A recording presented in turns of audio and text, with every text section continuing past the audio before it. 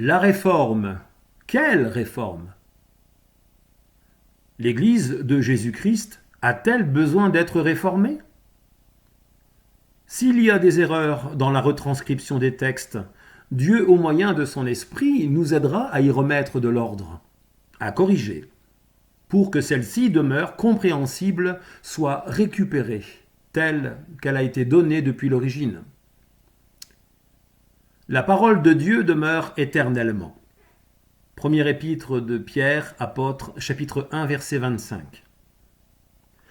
L'Église est à Jésus-Christ, comme le corps, assemblée ecclésia, est attachée à la tête. Jésus-Christ, le chef. Colossiens, chapitre 1, verset 18. Comment la véritable Église a-t-elle besoin d'être réformée? Je parle de la véritable, celle pour laquelle Jésus-Christ est mort. Comment peut-on parler de réforme? Qui peut prétendre avoir le contrôle sur elle?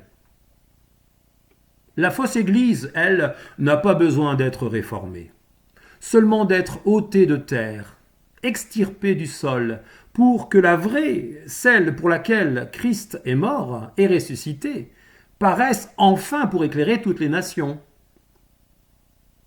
Comment Dieu jugera-t-il celle qui se donnait le nom d'Église?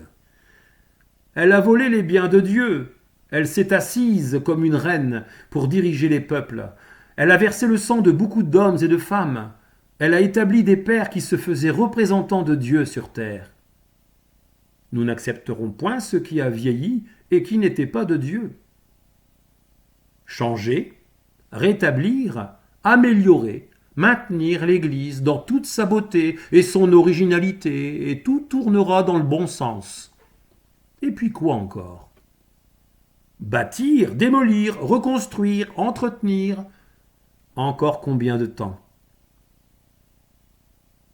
Réformer, c'est changer quelque chose en vue de l'améliorer.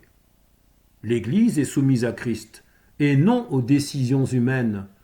Elle est attachée à Christ, rachetée par Christ, au moyen de son sang. Mettre en évidence les Écritures, c'est maintenir un fondement inébranlable. Mais ne fallait-il pas que ces choses s'accomplissent, diront plusieurs, que la fausse paraisse, premièrement, avant que la vraie prenne toute sa place? Mais qui décide de la place qu'elle doit prendre? Sont-ce les érudits, les calculateurs, les réformateurs? Je reconnais être si petit pour comprendre l'histoire, ce que d'autres ont vécu. Comment pourrais-je vivre et voir tout ce qui s'est passé? Mais sur les ailes de mon Dieu, j'ose aller chercher loin en arrière, rapporter et remettre en mémoire ce que nos anciens pères ont transmis. Les bonnes choses que la véritable Église d'aujourd'hui a besoin d'entendre, de recevoir, une bonne nourriture qui garantit la croissance des membres du corps, qui n'est point une association d'individus, mais l'Église du Dieu vivant.